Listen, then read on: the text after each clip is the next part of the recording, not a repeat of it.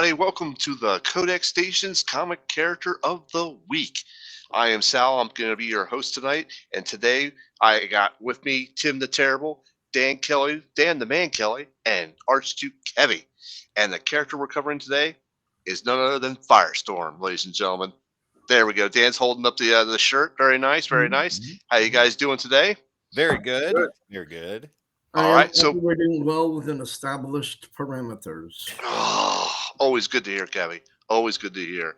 Tim, where can they find you when you're not on CodeX After Dark? Or I'm sorry, Comic Character of the Week. That is a nice question to ask, Sal. Thank you very much. Ladies and gentlemen, you can find me on all the socials right there at CodeX Station, your favorite social media platforms, your favorite streaming platforms, which you're watching us on right here, right now. I am all over the place on CodeX, and I love every minute of it. Nice. Awesome. Dan, where can they find you? You can find me on Instagram at Dan Kelly Art. Just search hashtag Dan Kelly Art. My stuff will come up. I post art, music, and I started posting writing on there a few times a week. So go check it out. Give me a follow and leave some comments. Let me know what you think and let me know what you want to see next, what you want to hear next, what you want to read next. All of Dan's writings are just limericks after limerick after limerick. I can say that I have never written a limerick, but maybe one day. But anyways, speaking of, we got this cat right here. Hey, what's going on, guys? I created a group over on Facebook and on Instagram called Comic Characters of the Day. Thank you, Dan. Link below where I post a different character, and we've gotten to the point where we have a bunch of different guys creating a bunch of different posts and content every day. And I'm very proud of the group that we've turned into. The least toxic group on the internet. We'd love to have you come and check us out and see what we have to offer for you. But enough about us. Let's focus on the important, the pinnacle here, the most important dude. Sal, where can we find you when you're not doing all of this? Well, you can always find me on YouTube under Sal's Comic Corner, where I talk about my slab walls. Thank you, Dan. And I'm also on Instagram as the Slab Guy 77. So come check me out. Give me a like, give me a follow, and like Dan, leave me a comment. Let me know what you want to see next. You'll be doing yourselves a favor. Hey, Dan, real quick, can you give a big smack to your camera? Your camera looks fuzzy, buddy. It's fine to me. I mean, to be fair, that's what Dan looks like. I mean, pixelated. You look very fuzzy to me, though. That's just odd. Okay, all right. Fair enough. If you think you're good, we're gonna go with it. So, Dan, why don't you kick us off and give us the intro on Firestorm? I was gonna say, if you want to give me a second, Oh, okay. In the meantime, you could go to CodeX Station, where you can also buy fabulous merch like I am wearing right now. This, you go to codexstation.com. You could use the code word CodeX, CODEX. Is it a hyphen on that one? For the CodeX Station, no. No hyphen. Right. You just go to the CodeX Station, meet the team, get some merch, so much more. All the social links there. But what you're talking about, Sal, is where people can save 20%. Oh, we'll save that for later. We'll talk about that later. So stay tuned for that. There you go. All right, Dan, are you ready? Yeah. All right. So Firestorm, his first appearance all the way back in March of 1978 in Firestorm, the Nuclear Man #1, created by writer Jerry Conway and artist Al Milgram. The story is Firestorm is actually two characters that combine to make him. Is the physicist Martin Stein and the high school student Ronnie Raymond. And they were caught in a nuclear accident that merged them into the hero that became Firestorm. Stein was unconscious when the accident happened, and Ronnie was not. He was trying to get them out. So when they merged, Ronnie is the one that's in control of the body. He's the dominant one, and Stein, since he was unconscious, is just a voice in his head that gives him, advice and talks to him and pretty much gives him the science behind everything they can do. But when they separate, Stein in the real world has no memory of anything that they do as Firestorm. and his life kind of suffers from it because he loses jobs and everything goes. People think he just blacks out and disappears for large amounts of time. We've all been there. Yeah. Jeez. His power is he is potentially one of the most powerful characters in the DC universe. He can rearrange matter and energy however he wants, as long as he understands the science behind it, which is, where the Stein character comes into play. He could fly, he can alter his density, he could shoot energy blasts. He's just all around a powerhouse. Yeah, we are. Definitely. Yeah. All right, it's pretty wicked. Before we get into everything else, Tim, don't we have a sponsor that we want to talk about right now? Yes, we do. Ladies and gentlemen, our sponsor for this week's episode is Dubby Energy. And you can find them at dubby.gg. Type in the code word code-X to save 10% on your order. But Sal, I can't explain this very good. I think you and Jamie talk about this way better than I could. Then hit it. All right. Hit that. All right, guys, check out our sponsor and partner, Dubby Energy. That's dubby.gg if you guys want to go find more of this product. And I'm going to tell you right now, this is my first time actually trying it. We did get it. Me and Sally actually did get it about a few days ago. This is my first time using it. And I'm going to tell you right now, this is the most energy I've ever had on one of these episodes. I am not lying. I've been bouncing in my chair. This is the cleanest form of an energy drink you will find on the market. Trust me when I say that. There's no jitters, there's no angst, there's nothing but pure energy. Drinking this right now, I'm drinking the Dragonade, and it is phenomenal. No bad aftertaste like most of those energy drinks that you find out there.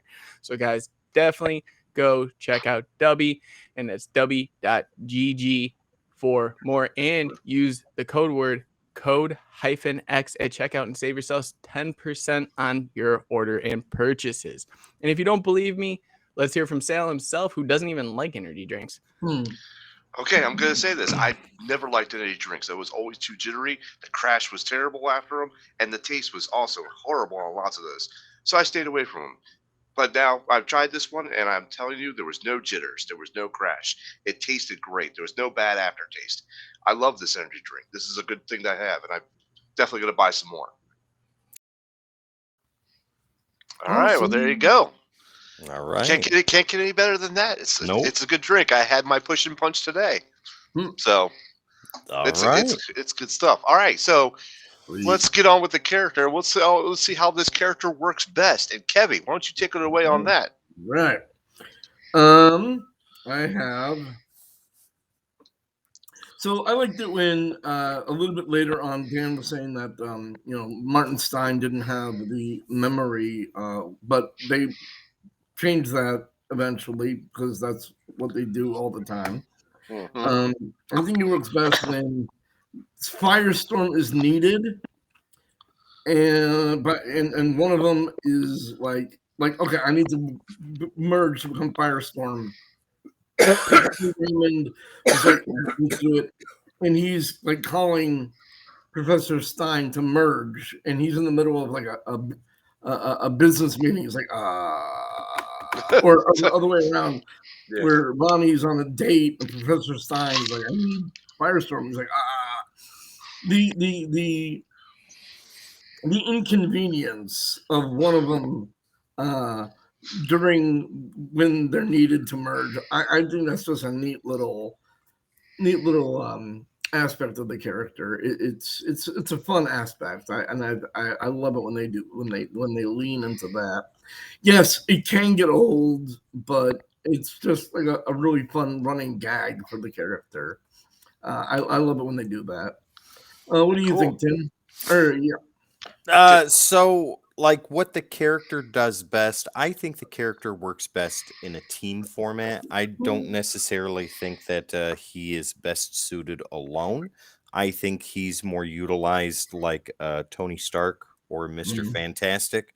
But with the dual personalities going in there, you've got the Mr. Fantastic on one end with the Professor, but then you've got the Ben Grimm on the other end you know, with the regular guy. Like, ladies and gentlemen, I know jack and squat about Firestorm. I know enough to know that he's a DC character and he looks awesome, and I've got books here. But the whole point of this is what I do know. You know, this is what I think works best. Like in Deceased, as in part of a team aspect, trying to make kryptonite and things like that. And Dan, where you said that he has to know the science behind it, I think that that's fantastic. It's a huge limitation, but in the hands of the right writer, it is an amazing story point. Dan, what about you? Yeah, I kind of agree. It's interesting because that makes the Stein character even, you know, it limits how powerful the character could be, because even though Stein, you know, is the voice in his head that knows the science, he's still having to tell Ronnie, like, oh, you know, change it into, you know, change the bullets into this and do this, and here's the formula. Because he can easily go around and be like, oh, well, I know H2O is water because everybody knows that, and I can turn this into water. But, you know, with him being the dominant one, you know, he's a teenager. He likes the thrill of being a superhero, and you know, and Stein is, you know, the older guy, is the scientist, so he's not into that aspect of it as much. But potentially, if he was the dominant one, since he does know the science, it would make the character a lot more powerful. So that's an interesting way that they created it to, you know, to keep him from being overpowered. And like, I'm sorry, Dan, I have to add something here. When you were describing the origin of the character, just to make what you're saying in context, you neglected, sorry to call you out, but you neglected to add the fact that he can change inorganic matter from one form to another, which puts what you're saying with like turning bullets into H2O into better context. Yeah. Well, no, I said that in his powers, that he can change, he can rearrange matter and energy however he wants. Okay, I didn't know. And I will say, I did forget to mention, originally it was only inorganic matter, but then they changed it where he could change organic matter, which just makes him, I mean, unbelievably powerful. And like you said, I agree with what you said with the kind of inconvenience of when one of them wants to make the change, the other one will feel it and be like, I got about a minute to like hide in a broom closet. Right. This is back in the 70s and 80s when he was, you know, when he was most prominent, and you know, they couldn't just like text and be like, hey, need Firestorm, duck five minutes and duck somewhere. But I also think the character works really well when he has to balance different facets of his life, when it's, because they're so, both characters that combine to form Firestorm are so drastically different at the points they're at in their life.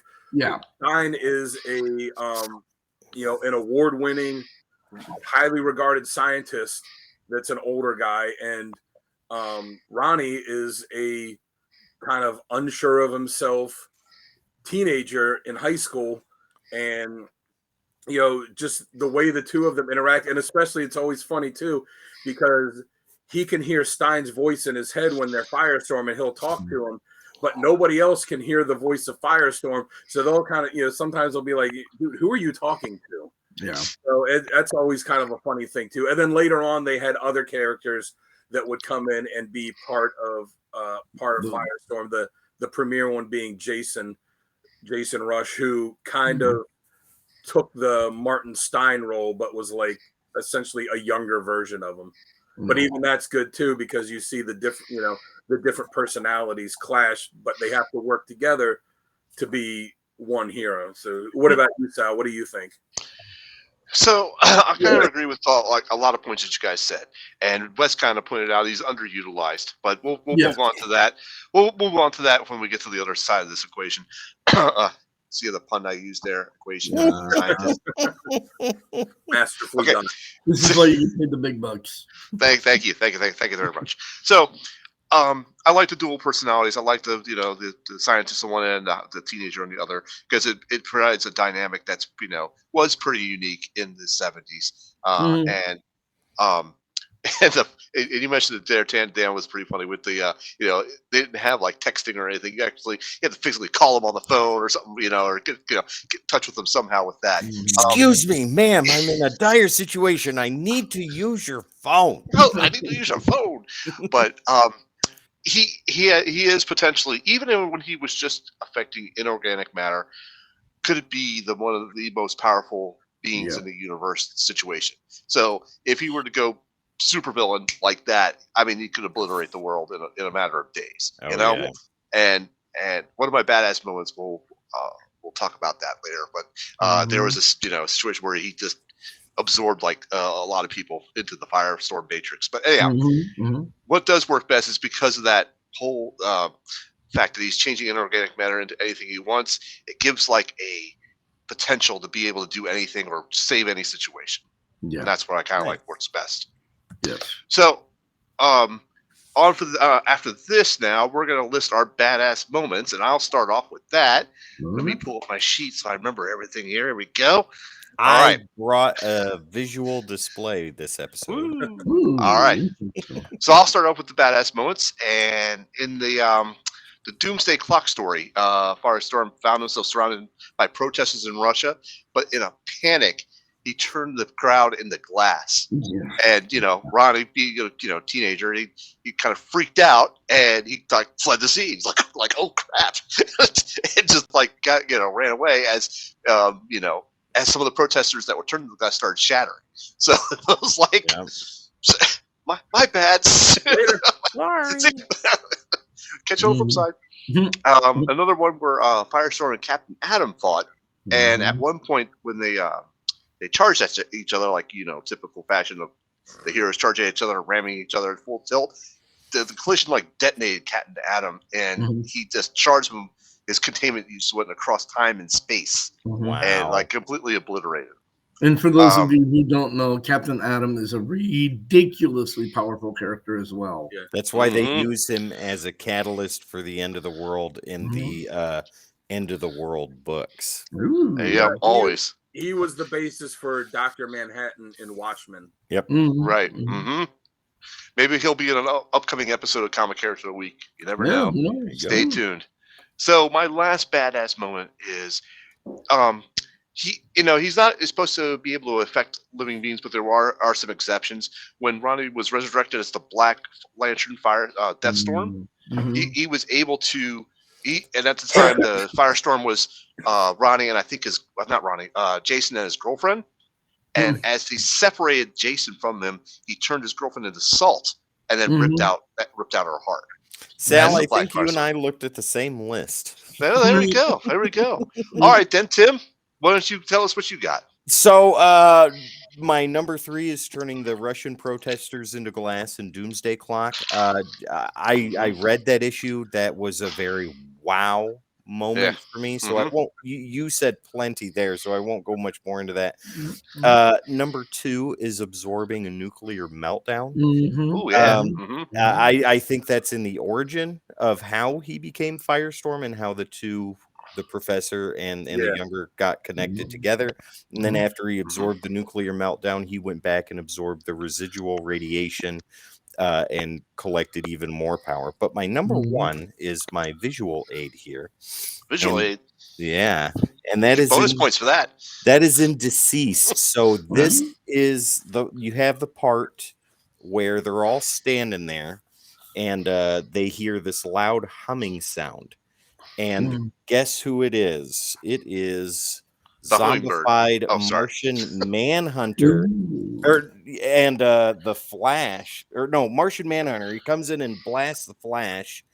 And good old Firestorm just powers up and yells, "Move!" and obliterates him. Amazing moment. Amazing in Deceased. This story is powerful on its own, but Firestorm's part, though smaller than it should be, is amazing. So that's my top 3. Dan, what about you? Dan is next. You sons of bitches took all of it.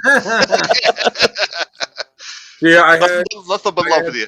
Blackest Night, where he turns Jason's girlfriend into salt, which when him and Jason had to combine to become Firestorm after that, it was even though it wasn't really Ronnie, it was Deathstorm still. Tuesday Clock, when he turned all the people into glass, I felt showed his power because that was when Stein was out of the equation for a while, and it was just Ronnie as Firestorm. That it was just an accident, like like he just casually did it by accident, like, and that's the amount of power that he has. And then the fought Captain Atom thing. But since those, I'll throw in a couple other ones.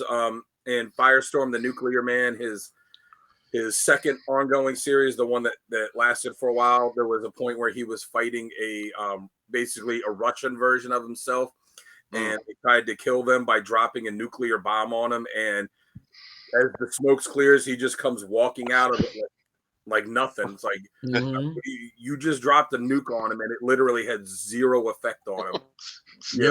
What are you gonna do next? Yeah.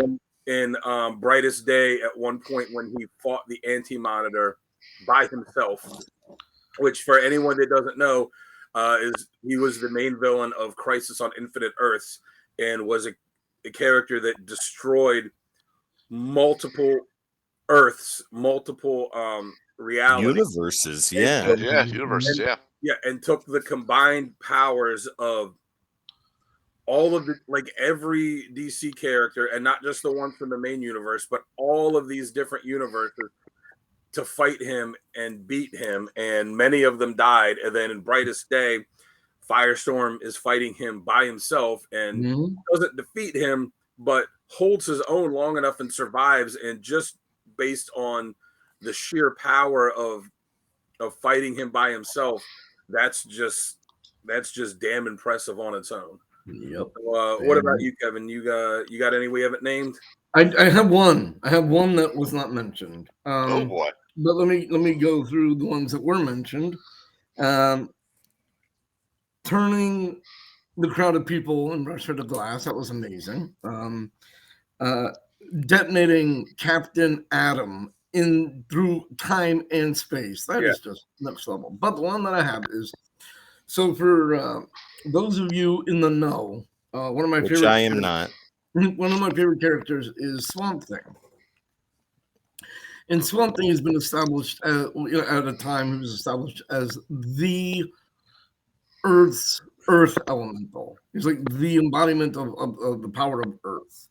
And they've established that there's different elements.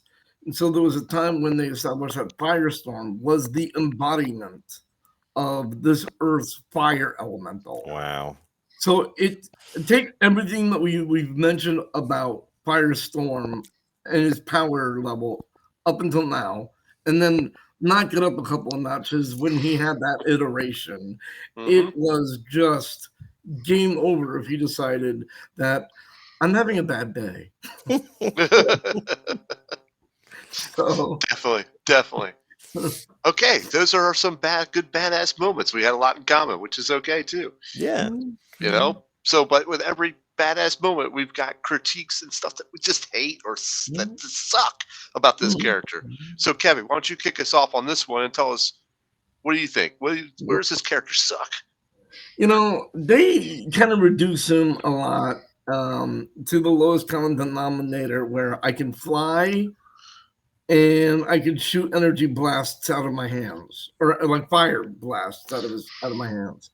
They do not lean into all of the stuff that he can do. Like the DC Legends of Tomorrow TV series, like that's what he did in a lot of the comics. They just kind of reduce him to the least common denominator of I have fire. That's what I do, and hence the name Firestorm. Right, and I get that, but I mean, no, he's so much cooler. The idea, and they don't even really utilize his matter rearranging abilities nearly as much as they should. And the fact that he can, and I think Dan mentioned the fact that he can control his own density. Mhm. he can. They never show him phasing through solid objects anymore. It Yeah. was one of the coolest things. Firestorm had one of the coolest, weirdest iterations of powers that I think the unique set that like in the history of comic book characters, he is the weirdest power set, and it's so cool, and they don't lean into that at all. I don't some, but they don't give that enough Yeah. credit. And there's a lot of potential for writers to work with a lot of things with that power set. So I just think they need to delve a little bit more into that. Mhm. What do you think there, Tim? Going right into what you're saying, Kevin, I think he is a incredibly, and Wes even mentioned this, he is an incredibly underutilized character. Yes. He is always put in the third or fourth seat, not even in the back Yes. seat. Yeah. Mhm. And there's so much that they could do with him, and they just don't. I think it's incredible. It's not so much lazy writing as it is writers that just don't know what Don't to know. do. Well, I mean, Yeah. what can he do? So I'm just going to have him do this. He can shoot energy beams. Bam, there you go. Manipulate the air, Yep. turn it into fire. Yeah. But there's so much more that this character can do. And even with the outdated suit, which they have tried to update, Right. it still looks good for today. And It's a neat, does. it's a neat look. It's a yeah, very neat look. it's very unique. And even in New 52, when they tried new things there, it worked for a time, but then they just didn't utilize him. I want to see Yeah. him used in such a way that he is put up to the B list tier at minimum where Yes. he belongs. Yeah. Mhm. Yeah. Dan, what about you? Yeah, I kind of agree with you guys on that. I mean, vastly underutilized character. You go back to it. His first series did not last. It was 5 or 6 issues. It was canceled. I think it before was 6. It I'll might have double been check 6. that. I couldn't remember if it was 5 or 6. But Yeah. and then Jerry Conway got him in Justice League, got his own series again, and he was around for a long time. But he was on the Super Friends cartoon a little Yes, bit. he was. 5 issues, Dan. 5 issues. 5. Right. He had the action figure. He had the Superpowers action figure. Where a lot of other more well-known DC characters didn't. But now he's just underutilized, and I think it's like you guys are saying, writers don't know how to handle him because he's so powerful. Because you think about it, especially now that they've made it where he can affect organic matter, like you have to get really creative in how you're going to write a story that he doesn't just show up and be like, oh, you got a mech suit? Yeah, it's made of donuts now. Arrested.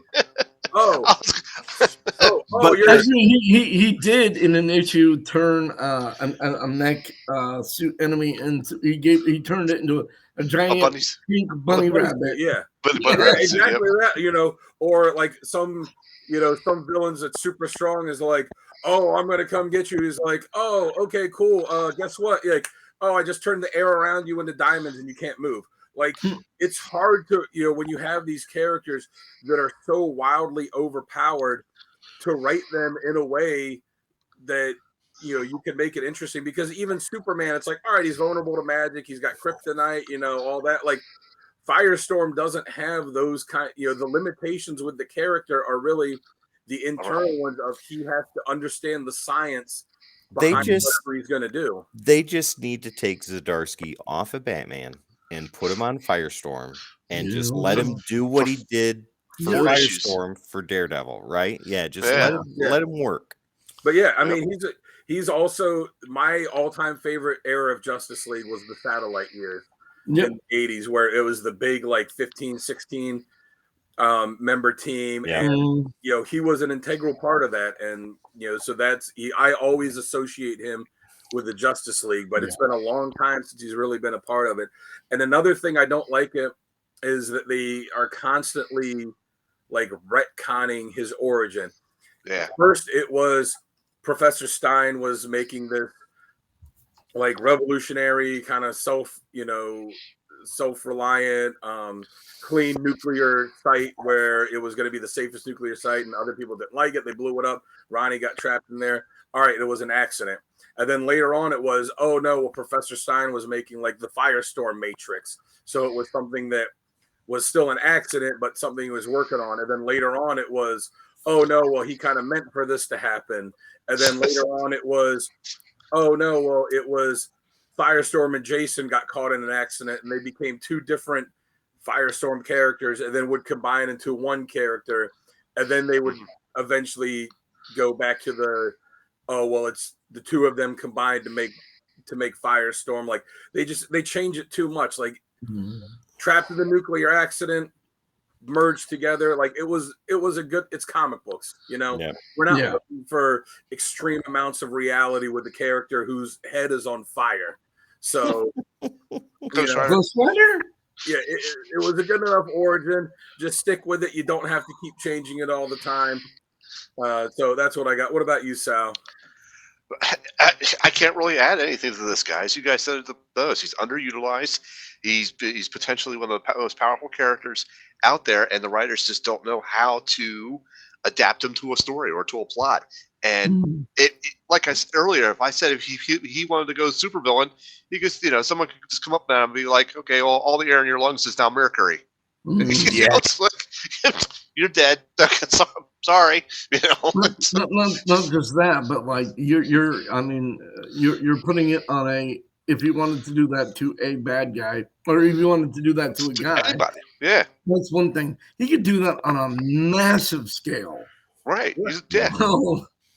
Yeah, he could do that at this, drop of a hat, potentially. Yeah. He could affect the whole world, And so I'm not going to add any more to that. So let's go on to our top covers.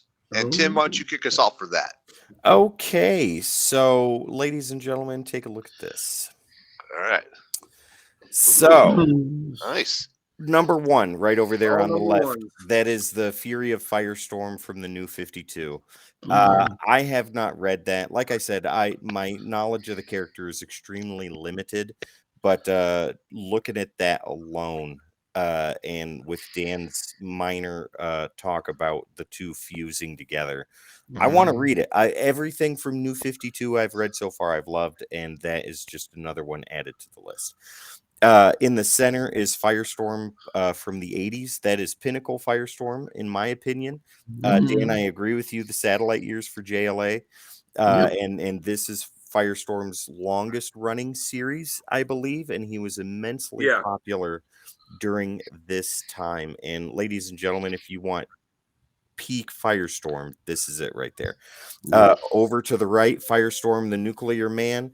That is the premiere issue, the debut of the character himself. I know it's not Kirby art, but it reminds me of Kirby art so bad. And that's a beautiful thing. I love looking at that, and just to own a book like that is very awesome to me. Yeah. So let's see here. Who's next? Kevin or Dan? Doesn't matter. 50-50. Either one. Kevin. All right. I thought that the Stark, which one is that? Oh my god, I still can't see as well as I would like. That looks like Brightest Day. Okay, Brightest Day number 17. Okay, Brightest Day number 7. I love the different take on the costume and the Stark background and the symbol that he has. It's such just a great cover. I think that's great. I like that cover. That's a good one. That one almost was so close to my top 3. Right. And then we got Firestorm number, was it 85? 80? Anyway. Yeah, Stranger. Yeah. So this one I thought was cool because we've had Firestorm merged. Like there's been a bunch of different people in the Firestorm Matrix. I can't remember the name of the guy, but this is the one where he is merged with, or Ronnie is merged with a Russian dude. And this was a very interesting little run that they had for Firestorm. And I thought the look was very cool. It's very unique. I've never seen it like that before. Right? And then we got DC Brightest Day number 8. Number 8. Number 8. It's the White Lantern Firestorm, and it's just the Firestorm in stark white, and that just looks so sick, so next level. Just they incorporated that. Sorry, go ahead. Go ahead. I was gonna say they incorporated his symbol into the White Lantern symbol too. Yeah, right. And it's just like, obviously, Firestorm. I wouldn't want to mess with Firestorm at all in any way, shape, or form. But if you look like this, it's like, yeah, no, whatever, man. I give up. Just don't. Yeah, he's just a sick-looking character all the way around. Oh, Kevin, the name of the Russian one was Mikhail. I don't know if I'm saying it right. Arkadin, and his superhero name was Pozar. Okay, yeah, that's right. I remember reading that. Yeah. I don't know if I'm pronouncing it right. I'm sure I'm not.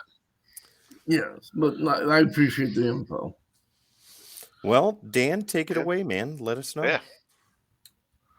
So yeah, that Brightest Day 17 was like number 4 on mine, but I'm glad you picked it because that is a fantastic cover. Yeah.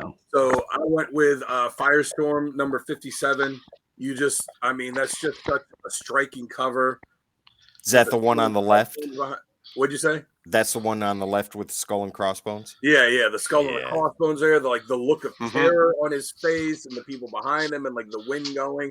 Like that's a book you would see on the shelf and go, like, even if you weren't reading it, that would cause you to at least say, I've got to pick this up and flip through it because damn, look at that cover.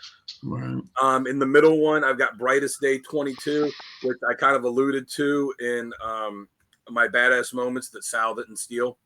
where it was Firestorm fighting the Anti-Monitor. Firestorm was a major character in the Brightest Day series, and you just see that cover, and like I said, it's Firestorm on his own fighting the Anti-Monitor, who is, immensely godlike powerful. And again, like it's something where if you knew who the Anti-Monitor was, you'd be like, man, look, it's this awesome battle between the two, and you'd be like, man, I gotta check this out. And then on the end, Firestorm 21, where it's a callback to the Crisis on Infinite Earth. Oh yeah, Superman was holding Supergirl's body, but it's not just that it's Ronnie Firestorm holding the Jason one, but you see in the background like all the different iterations of Firestorm. You're like right there on the far right by Jason's feet, like you see the version of him where he was the elemental that was Stein in control, and then you just see all the different Firestorms throughout the multiverse, and it's just such a cool cover and such a cool homage cover. Nice. So those are the 3 that I got there. Nice. So I think you're up next, Sal, aren't you? Yep, I am. But I gotta say that Brightest Day 22 is amazing. Oh yeah, the annual. That's iconic. So I picked that one. All right, so I have the annual, the Fury of Firestorm, the Nuclear Man.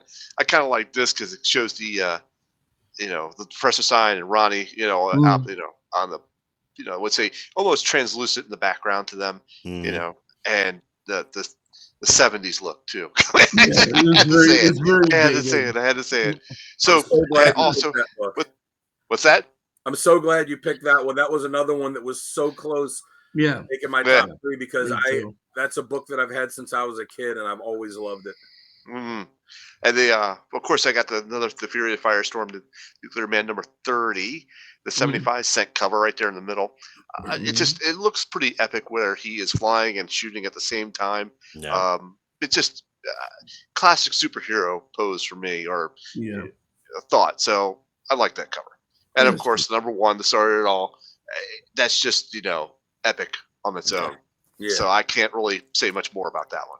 Yeah, it's a gorgeous cover. I think it's Milgram art. Is that right? Yeah, it's Milgram. Yes, it is. Yep.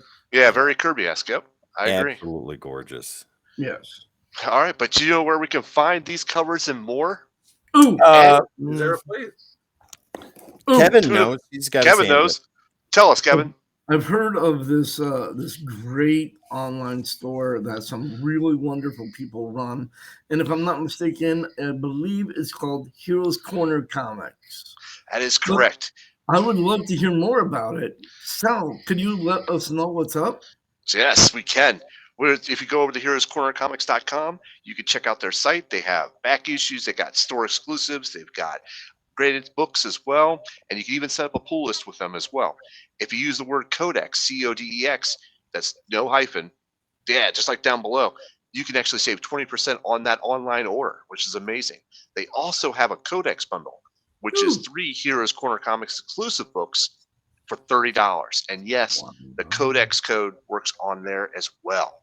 But enough about me. Let's hear Jamie talk about him. When he's here, when he's not here, he's here. Yes. Always with us.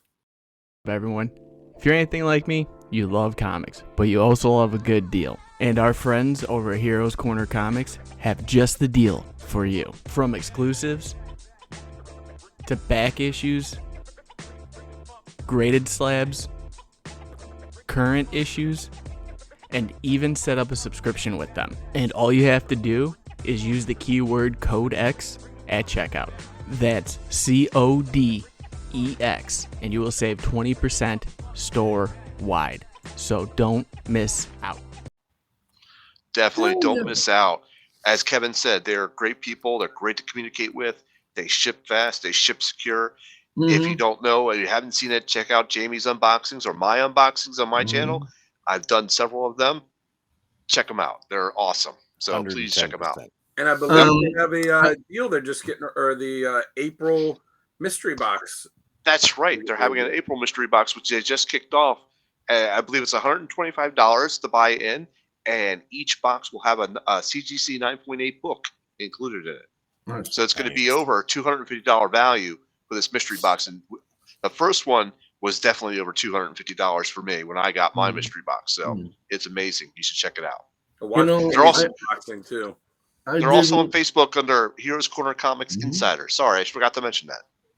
I didn't do a live unboxing, but when I got my order from them, it was by far the best packaged shipment I've ever received from the internet ever. So I was really impressed with how well and how secure and how great they handle their shipments. Absolutely. All right, so let's go on into the essential readings to this character, and I will start off on this one. Okay. Hang on. I got you all in an order here. Yep. There we go. There we go. There we are. That's a pretty cool tile. Yeah, isn't it? So, yep.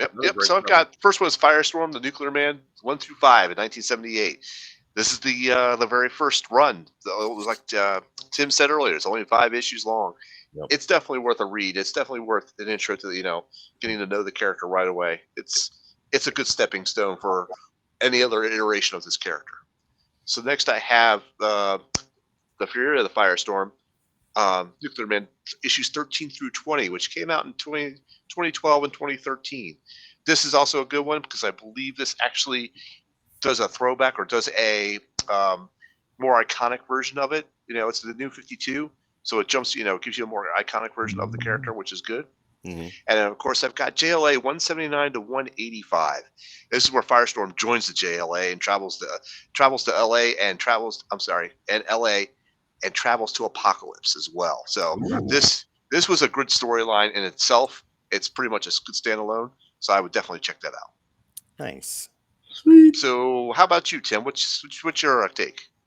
Okay, so 110% deceased, top and foremost. The story alone is amazing if you haven't read it.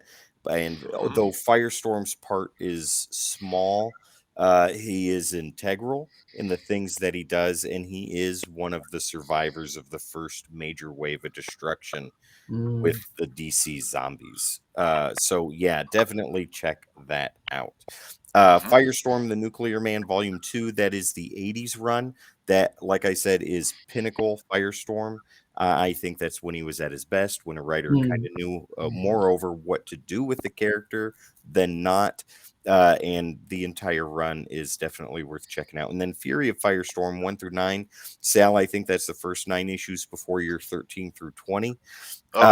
Yeah, so right there in the beginning, you get the first major story arc, and then a couple of issues after that to kind of let the character breathe before going into the next major bit of business. So you've got Deceased, a major storyline, you've got Pinnacle 80s Firestorm, and then you've got modern Fury of Firestorm right there.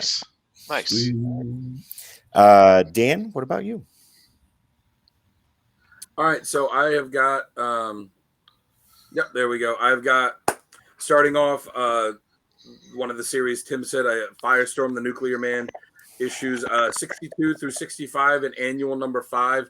You said that's Pinnacle 80s Firestorm. This storyline is when Professor Stein finds out that he has cancer and tells Ronnie, like, we fight bad guys and stuff, but like, what difference have we really made in the world? So they, he gets them to decide, we're going to eliminate all the nuclear weapons from the world. And he does one in the US and then does one on a Russian nuclear sub. And, holds a press conference to say, like, we're going to make the world better. We're getting rid of all the nuclear arms. You can either, we're going to give you, a deadline, and if you don't do it by this time, we're going to do it ourselves, or I'm going to do it myself. Wow. And it's also introduced that that Russian character I referred to earlier, Pozar. Apologies if I mispronounced the name. It introduced him into the story at this point, and they had them fight, and that's where they dropped the nuclear bomb on him. He survived, and he ended up, shocker, not eliminating all the nuclear arms from the world, but it shows, how powerful he is, that he could have if he really wanted to, and, showed something that heroes didn't generally do and still don't, which is take a proactive stance to going out and doing something instead of just waiting for something to happen and reacting to it. And then, they probably also stole the story for Superman 4 from that. I was just gonna say that, Dan. It was about the same time frame that movie came out, wasn't it? Yeah. The second one I've got is, like Sal, Fury of Firestorm, the Nuclear Man, 13 through 20. That was from the New 52. So when the series started, it was a different origin where they got caught in the nuclear blast, and Ronnie became one Firestorm and Jason became a different one, and they each had different powers. Like one of them had I think it was Jason had the power where he could rearrange matter, and Ronnie had the power where he could shoot the energy blast. They would combine into a character, Fury, that would be like overpowered. That was the first 12 issues of it. When they got to end of 12 and 13 on to the end is when they went, like Sal said, with the more traditional Firestorm, where it was the two of them that would combine to become Firestorm. They would have all the powers. Ronnie was in the driver's seat. Jason was the Professor Stein kind of role in the background. So yeah, it was the modern version of the classic version of it. Nice. And the other interesting, thing is, after Fury retired as that entity, he got an eye patch, went over to Marvel, and became wow. Spoiler alert. Then the last one I've got is the Brightest Day series, 0 through 24. Picks up right at the end of the amazing crossover from DC Blackest Night, where a lot of characters that were dead were brought back, like the Ronnie Raymond Firestorm and Martian Manhunter and Aquaman and Hawkman, great series, Woman, and Deadman came to life, and Captain Boomer, and like so many great characters that were dead that they brought back. Firestorm is one of the integral characters in the series, and it shows Ronnie adjusting to being back alive after missing all these years when he was dead, and Jason adjusting to where he was Firestorm, and now he kind of has to share it with Ronnie, who he blames for his girlfriend dying as was mentioned in the badass moments, and them coming to terms with each other and having to work together, and Professor Stein helping them even though he's not part of the Matrix anymore, and just a fantastic, a fantastic look into the character, not just the superhero aspect, but the aspect of the characters outside of that as well. Nice. So Cool. what do you got, Excellent. All right, Kevin. So, we got the first 5 issues of Firestorm, the Nuclear Man from 1978. Yeah, like I said, the classic introduction of the character. If you want to know about the character, that is the one to just dive into. And we got Firestorm, the Nuclear Man, Legends of Tomorrow from 2000. Is that 15 or 16? 16. 2016. Yep. And the reason I chose that, because it it's a combination of having both of the Professor Stein, Ronnie Raymond, and Jason Rush. All of these I chose because they have the different iterations of the combination for the Firestorm Matrix. And the last one, Firestorm, the Nuclear Man Reborn. It was really cool. They were looking for Professor Stein, and they're fighting both Mr. Freeze and Killer Frost, which is really cool. I love the idea of like Firestorm versus Ice People. And for those of you who are aware of Killer Frost, she was introduced in the Firestorm comics. Ah, nice. I did not know that. Very good. Very cool stuff. Awesome. Awesome. Well, great essential readings as always. It's always good to check out this stuff, even though it's just our opinion. But we, we feel that these are stories that you guys have to pick up and check out. If you really want to know Firestorm, there you go. You got these stories to check out. But for every case in this situation, we have a best artist and a best author, and this is who we think of. If we think Firestorm, these are the guys that we think of. So, Dan, why don't you start us off on this one? All right, for writer, I've got to go with Jerry Conway. He created the character, but not just that. He's the one that really believed in him and pushed him to gain the popularity, because, as was said earlier, his initial series only lasted 5 issues. It wasn't because it was a miniseries. It got canceled after 5 issues, and what would have been the 6th issue was broken up into backup stories in I forget what other comic, but like in another comic. Yeah, I can't think of it offhand, but I know what you're talking about. Yeah, but it was broken up, into that because it was done, but they canceled the series. But Jerry Conway had created him and was like, I love this character.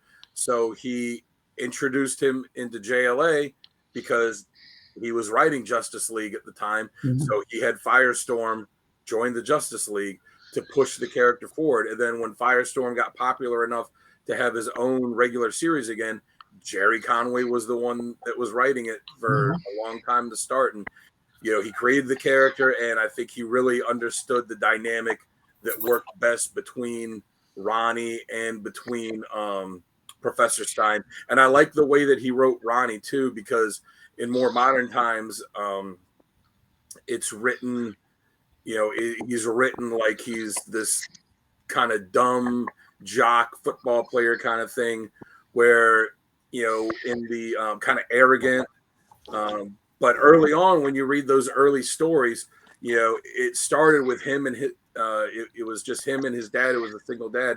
Moved to a new town. He started a new school, and he was kind of picked on by this one guy, and he was someone that was unsure of himself. And he like played basketball, but he wasn't like super jock. And he added a lot of layers to the character. So I got to go with Conway. And then for artist, I really liked how Dan Jurgens did him on the New 52 series. Dan Jurgens is got a great classic superhero kind of art, but still has like the modern style of it too. And I really dug the way that he drew Firestorm. So that's the one with Jerry Conway, Dan Jurgens. Right on. Very good. All right, Kevin, why don't you tell us who you got? All right. One of the things I'd like to add that I thought was kind of interesting to what Dan said is that he was bullied, and what I thought was kind of cool is his bully was the nerd. Yeah, yeah. He was being bullied. Jock was being bullied by the nerd, which I thought was a really cool That's flip of pretty the funny. traditional. But yeah, I got to go with Jerry Conway because he created the character, he knew the character, he wrote the character. That was his baby. So, and for the artist, and like Dan, I'm gonna have to apologize profusely for the butchering of the pronunciation of their name, but Yildre Sinar was my artist that I thought that when I see Firestorm, I see Yildre's art on the character. I know. Cool. Sorry if I'm pronouncing your It's name. okay. It's all right. That's okay. All right, Tim, who do you got? So I've got a writer, an artist, and a writer and artist. So for Ooh. writer, I'm going to go with Tom Taylor. Yep. What he did in Deceased, I thought was phenomenal. And if you know very little about the character, it's a perfect place to see him in full action and have a well-known writer do a very good job with the amount of time that he's in the story. As far as artwork goes, Ethan Van Siever all day long. Yeah. Yeah. I think Ethan Van Siever's work on Firestorm is amazing.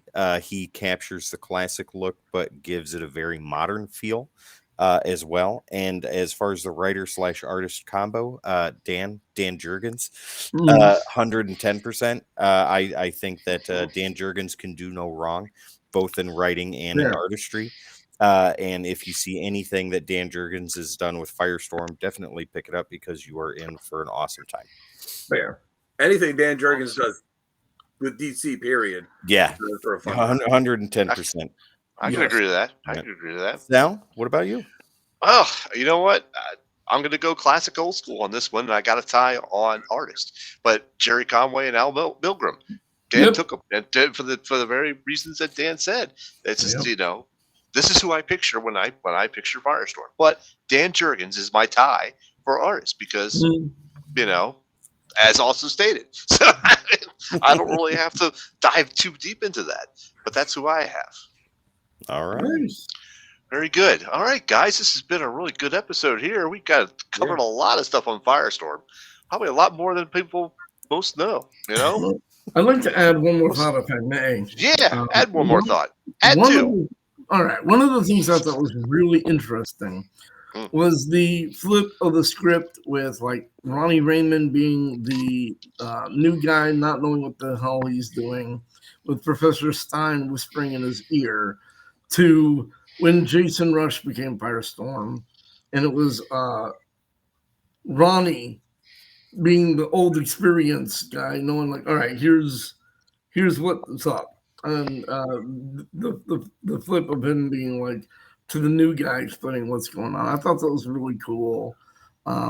Has a kind of a one character being a legacy character by himself. I thought that was a really cool take on it. And he still needs Jason because he still needs somebody to tell him the science of how to turn something into hydrogen or into provocative. Also, fun fact, if you like the Arrowverse, the character Felicity Smoke originally appeared in Firestorm, was absolutely nothing like she was on the TV show. They literally just took the name and nothing else, because in Firestorm, he was an extremely minor character who was his stepmother. The stepmother to Ronnie Raymond, that she married his father, was kind of a minor character for a while. She gets stuck all the time in washing machines and coffee tables. Refrigerators. So for whatever reason, I don't know why they chose that name to use on Arrow, but there you go. If you want Felicity, pick up Firestorm. Done. All right. Awesome, guys. All right. So this is going to wrap up our show. This is the CodeX Station. We just did Comic Character a Week for Firestorm. And I believe next week, our next character is Modoc. Oh, I was going laugh. I unfortunately will not be here for that episode, Such so a shame. You're gonna miss out. We'll there's miss going to you. be so much fun on Modoc. But I will be out of town, but I will be back. Not to worry. All right, so let's start off with the business. We could always find us on the CodeX Station at thecodexstation.com. One-stop shopping for all our socials and all our Podstream podcasts. You could also buy merch there, which I am sporting some right now. There you Good go. stuff there.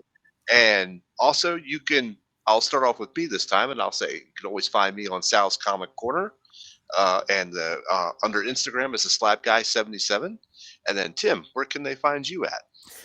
Yeah, so ladies and gentlemen, when I'm not doing Codex stuff, I'm doing Codex stuff. So all you got to do is go on to all the socials. You can find us there at the Codex Station. It's real simple, real easy. Like Sal said, we got the website. You can go there and check it out too. Buy some merch, meet the team, so much more. Do not forget, ladies and gentlemen, we've got something super awesome. That would be Patreon right over there. Yeah. So go take a look at that. Click on that. We got 2 very inexpensive tiers for you, but lots of stuff to offer you. So please, for the price of a cup of coffee or the price of a super awesome cheeseburger, once a month, there you go. It's a no-brainer. Yeah, that's where I am. All right, Dan, where can we find you at? Hey, you can find me on Instagram at Dan Kelly Art. I post art, music, and writing a few days a week. So go check it out. Give me a follow. Help me get to 600. I think I'm 40 some followers away. So help me get there and leave me some comments. Let me know what you'd like to see me draw, what songs you would like to see me play. I guess, as Kevin said earlier, if there are any limericks you would like to see me write. Nice. Yeah, bathroom poetry. poetry. And I know I've said this before. I'll just reiterate it. To you, it's just a simple, a click of a button to follow, subscribe, like, whatever. But to us that create this content, it just means everything, and it just helps us out. So yeah, just a simple click helps us all out. So thank you for everyone that has, and for everyone that hasn't yet. For Codex, for Comic Character of the Week, for me, for Sal's pages, just go check it out. We do this all to because we love it and we want you to love it too. Yes, absolutely. All right, and last but not least, that guy there. So guys, if what all these guys have to offer you isn't good enough for you, I get it. But if you want more of what these guys are all about, they're all over on my group on Facebook and Instagram called Comic Character of the Day. Come and check us out. We post a different character. Everybody posts different content, and it's great. We all love each other there. It's a big kumbaya fest. If that sounds good to you, come and check us out over on Facebook and Instagram, Comic Character of the Day. Love to have you. All right. Absolutely. Definitely. Before we get out of here, Sal, we got one more thing that I forgot to mention. Our sponsor for this week. Yes. Dubby Energy, ladies and gentlemen. Once again, you heard it in the beginning of the show. Here it is again. All you got to do is go to dubby.gg for Dubby Energy.